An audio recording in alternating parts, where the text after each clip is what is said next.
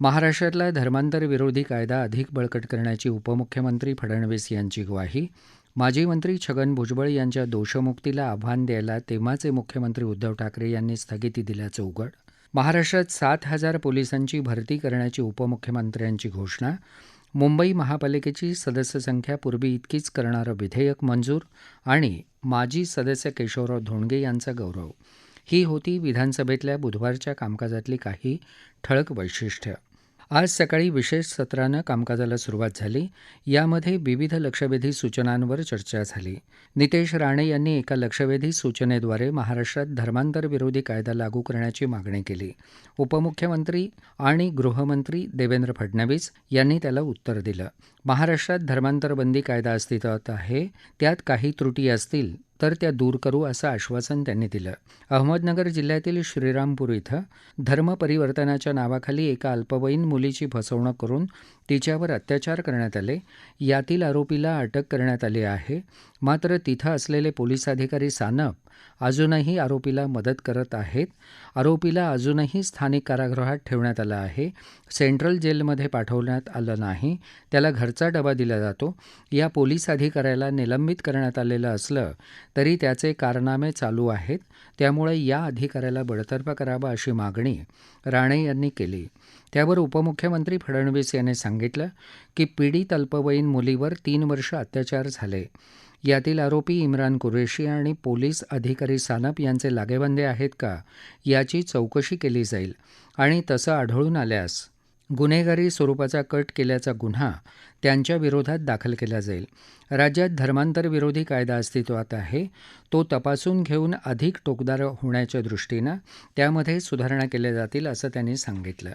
विरोधी पक्षनेते अजित पवार यांनीही चर्चेत भाग घेतला. आरोपींविरुद्ध 7 गुन्हे दाखल आहेत, त्यामुळे त्यांच्याविरुद्ध मोक्कासारख्या कायद्याखाली कारवाई व्हावी. पोलीस अधिकारी सानप यांना बडतर्फ करावा अशी मागणी त्यांनी केली. त्यावर सानप यांच्या विरोधात कलम 311 खाली बडतर्फीची कारवाई करणं शक्य आहे का हे तपासून पाहिलं जाईल असं आश्वासन फडणवीस यांनी दिलं. त्यांच्याविरुद्ध असलेली विभागाच्या अंतर्गत चौकशी 3 महिन्यात संपवण्यात येईल असंही त्यांनी सांगितलं. महाराष्ट्र सदन घोटाळ्यात माजी मंत्री छगन भुजबळ यांना दोषमुक्तीच्या कनिष्ठ न्यायालयानं दिलेल्या निर्णयाविरोधात वरिष्ठ न्यायालयात अपील करण्याच्या विधी आणि न्याय विभागाच्या निर्णयाला तत्कालीन मुख्यमंत्री उद्धव ठाकरे यांनी आपल्या अधिकारात स्थगिती दिल्याची माहिती उपमुख्यमंत्री तसंच गृहमंत्री देवेंद्र फडणवीस यांनी दिली. सुहास कांदे यांनी याबाबतची लक्षवेधी सूचना मांडली होती. साधारणतः कोणत्याही प्रकरणात खालच्या न्यायालयात विरोधात निकाल लागला तर सरकार अपिलात जात असतं. मात्र महाराष्ट्र सदन घोटाळा आणि आरटीओच्या जागेच्या 1,160 कोटीच्या घोटाळ्यात उच्च आणि सर्वोच्च न्यायालयाने घोटाळा झाल्याचं मान्य केलं. हा निकाल देणाऱ्या कनिष्ठ न्यायालयातील न्यायाधीशांची बदली करण्याची कारवाई केलेली असताना तसंच विधी आणि न्याय विभागाचा अपील करण्याचा अभिप्राय असताना शासनानं एक नव्हे तर 2-2 परिपत्रकं काढलेली असताना भुजबळांवरील कारवाईला स्थगिती देऊन भुजबळांवर एवढं प्रेम का दाखवलं जात आहे असा सवाल कांदे यांनी उपस्थित केला. यावर उत्तर देताना उपमुख्यमंत्री फडणवीस यांनी सांगितलं की न्यायालयाचा निकाल आल्यानंतर तेथील सरकारी वकिलांनी अपील करण्यासंदर्भातला प्रस्ताव सरकारकडे पाठवला. त्यानुसार विधी आणि न्याय विभागाच्या सल्ल्यानंतर 2 वेगवेगळी प्रकरणं असल्यानं अपील करण्यासंदर्भातली 2 परिपत्रकं काढण्यात आली. मात्र सदर विभागानं घेतलेल्या निर्णयाला तत्कालीन मुख्यमंत्री उद्धव ठाकरे यांनी आपल्या अधिकारात स्थगिती दिली. मुख्यमंत्र्यांनी स्थगिती देणं म्हणजे तो सरकारचा निर्णय असतो. त्यामुळं एकदा सरकारनं निर्णय घेतल्यानंतर ते प्रकरण पुन्हा उघडण्यासाठी पुनर्विलोकन याचिका दाखल करण्यासाठी कायदेशीर तरतुदी काय आहेत हे पडताळून पाहावं लागेल. यासाठी वेळप्रसंगी देशाच्या महाधिवक्त्यांचं मत घेऊ आणि कायदेशीर कारवाई करू. तिथं भ्रष्टाचार झाला असेल तर कोणालाही पाठीशी घातलं जाणार नाही अशी ग्वाही देखील त्यांनी यावेळी दिली. राज्यातील गृह विभागात लवकरच 7,000 पोलिसांची भरती करण्याचे आदेश देण्यात आले आहेत अशी माहिती उपमुख्यमंत्री फडणवीस यांनी इतर एका लक्षवेधी सूचनेच्या उत्तरात दिली. नियमित कामकाज सुरू होताच छगन भुजबळ यांनी माहितीच्या मुद्द्याद्वारे सभागृहातल्या शिष्टाचारावर भाष्य केलं. पूर्वी अध्यक्ष उभे राहताच सर्व सदस्य असतील तिथं उभे राहायचे. कोणी सदस्य खिशात हात घालूनही बोलायचे नाहीत याची आठवण त्यांनी करून दिली. यावर अध्यक्ष राहुल नार्वेकर यांनी सभागृहात शिष्टाचार सर्व सदस्यांकडून पाळला जाईल अशी अपेक्षा व्यक्त केली. विधान भवनाबाहेर काल आत्महत्या करण्याचा प्रयत्न केलेल्या शेतकऱ्याच्या विषयावर विरोधी पक्षनेते अजित पवार यांनी स्थगन प्रस्तावाची सूचना दिली होती. अध्यक्षांनी ती फेटाळली, परंतु त्यावर भाष्य करण्याची पवार यांना अनुमती दिली. आपण या शेतकऱ्यांची जे रुग्णालयात जाऊन विचारपूस केली, तो 40% भाजला आहे. या निमित्तानं जे रुग्णालयातील दुरवस्था पाहिली, त्यात सुधारणा होणं गरजेचं आहे, असं त्यांनी सांगितलं. यावर प्रत्येक रुग्णालयातील सुविधांवर लक्ष ठेवण्यासाठी स्थानिक आमदारांच्या अध्यक्षतेखाली एक सल्लागार समिती तयार करावी, असे निर्देश अध्यक्ष नार्वेकर यांनी दिले. प्रश्नोत्तराच्या तासानं नियमित कामकाजाला सुरुवात झाली.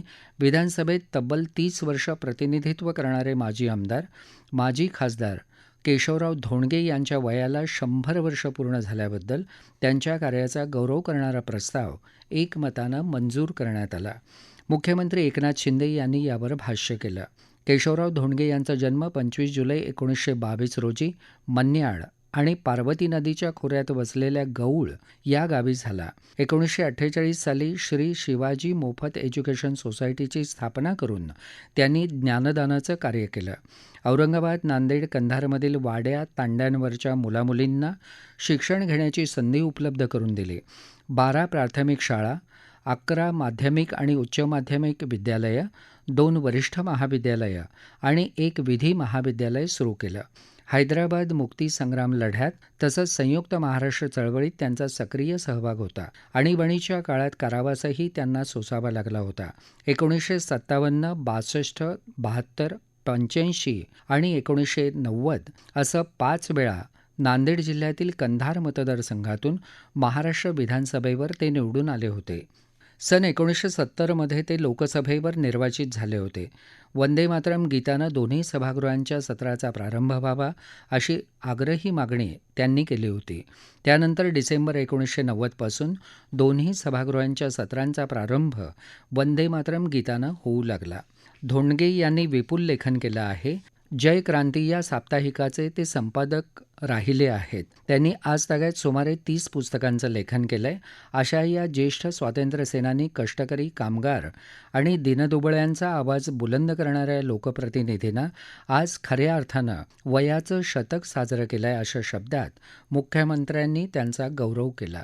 विरोधी पक्षनेते अजित पवार, छगन भुजबळ, बाळासाहेब थोरात, भास्कर जाधव आदींनी धोंडगे यांचा गौरव करणारी भाषणं केली. यावेळी विधानसभेच्या प्रेक्षक गॅलरीत स्वतः धोंडगे त्यांच्या कुटुंबियांसह उपस्थित होते. नंतर त्यांचा सत्कारही करण्यात आला. उच्च आणि तंत्रशिक्षण मंत्री चंद्रकांत पाटील यांनी एका निवेदनाद्वारे पॉलिटेक्निकच्या विद्यार्थ्यांसाठी 1.5 महिन्यांचा एक ब्रिज कोर्स चालू करण्याची घोषणा एका निवेदनाद्वारे केली. गेली 2 वर्षे कोरोनामुळे या विद्यार्थ्यांचं ऑनलाईन शिक्षण झालं, तेव्हा विद्यार्थ्यांची उत्तीर्ण होण्याची टक्केवारी 92% इतकी होती. ऑफलाईन परीक्षा घेतली तेव्हा हेच प्रमाण 37% झालं आहे. त्यामुळे विद्यार्थ्यांना त्यांचा सध्याचा अभ्यासक्रम चालू ठेवतानाच विनामूल्य हा ब्रिज कोर्स करता येईल. येत्या 1 सप्टेंबरपासून 1.5 महिना हा कोर्स चालेल. हा कोर्स ऐच्छिक असून अनुत्तीर्ण विद्यार्थ्यांसाठी सप्टेंबरच्या 3ऱ्या किंवा 4थ्या आठवड्यात फेरपरीक्षेची संधी दिली जाईल. तोपर्यंत पुढच्या अभ्यासक्रमाची प्रक्रिया स्थगित केली जाईल, असंही पाटील यांनी सांगितलं. उपमुख्यमंत्री देवेंद्र फडणवीस यांनी काल झालेल्या मुंबई महानगर परिसरातल्या समस्यांवरील चर्चेला उत्तर दिलं. गृहनिर्माण क्षेत्रात पुनर्विकासावर सरकारनं लक्ष केंद्रित केलंय. रखडलेले प्रकल्प पाहता अनेक पर्यायांवर राज्य सरकार काम करतंय. धारावी पुनर्विकास प्रकल्प पूर्ण करण्यासाठी रेल्वेची जागा घेणं आवश्यक आहे. त्यासाठी 800 कोटी रुपये भरलेत. केंद्राशी काही बाबतीत चर्चा सुरू आहे. 30 तारखेपर्यंत त्याचा निर्णय होईल. निर्णय होताच नव्यानं निविदा मागून या प्रकल्पाला गती देण्यात येईल, असं त्यांनी सांगितलं. काही मुंबई महापालिका कर्मचाऱ्यांनी स्वतःच्या कंपन्या सुरू करून कामे सुरू केली आहेत. याची नगरविकास विभागामार्फत चौकशी आणि तीही कालबद्ध पद्धतीनं करण्यात येईल. कालबद्ध वेळेत ही चौकशी करायला महापालिकेला सांगण्यात येईल. कॅगचे विशेष ऑडिट मुंबई महापालिकेत करण्यात येईल, असंही उपमुख्यमंत्र्यांनी घोषित केलं. त्यानंतर विरोधी पक्षाकडून अंतिम आठवडा प्रस्ताव चर्चा सुरू झाली. आज प्रश्नोत्तराच्या तासात संबंधित विभागाच्या मंत्र्यांऐवजी इतर मंत्र्यांनी उत्तरं द्यायला एकनाथ खडसे यांनी जोरदार हरकत घेतल्यानं विरोधी सदस्यांनी आक्रमक पवित्रा घेतला. त्याला सत्ताधारी सदस्यांनी प्रत्युत्तर दिलं. अखेर कामकाज 5 मिनिटं तहकूब करण्यात आलं. दरम्यान उपमुख्यमंत्री फडणवीस यांना निरोप पाठवून बोलावण्यात आलं. त्यानंतर कामकाज सुरू झालं. याच मुद्द्यावर सकाळच्या सत्रात लक्षवेधी सूचनेवर गोंधळ होऊन मोठी चर्चा झाली. यामध्ये नगरच्या धर्मांतरण विषयावर चर्चा होणार होती. मात्र आपण प्रश्नोत्तराच्या तासापूर्वी उपलब्ध नसल्याचं सांगत पुढे ढकलण्याचा निरोप सभापतींकडे पाठवला होता. यावर निरोप आल्याचं उपसभापती डॉ. नीलम गोऱ्हे यांनी मान्य केलं. त्यावर खडसे यांनी मला माहीत नव्हतं असं सांगण्याचा प्रयत्न केला. माहिती घेणं चुकीचं आहे का असा सवाल त्यांनी केला. त्यावर मी प्रत्येकाला सांगत राहू का तुम्ही सकाळपासून हजर नव्हता अशा शब्दात खडसेंना गोऱ्हे यांनी छापलं. अखेर यावर पडदा पडला. कष्टकरी कामगार आणि दिनदुबळ्यांचा आवाज बुलंद करणाऱ्या लोकप्रतिनिधीनं आज वयाचं शतक पूर्ण केलं. स्वातंत्र्यसेनानी कृष्णराव धोंडगे यांना सभागृहाच्या वतीनं शुभेच्छा देण्यात आल्या. याबाबतचा प्रस्ताव उपसभापती डॉ. नीलम गोऱ्हे यांनी मांडला. त्यावर सभागृह नेते देवेंद्र फडणवीस यांनी सभागृहाचा प्रस्ताव वाचून संसदीय पद्धतीनुसार सादर केला. शेकापचे भाई जगताप, जयंत पाटील, विक्रम काळे, एकनाथ खडसे यांनी धोंडगे यांच्या कार्याचा गौरव केला.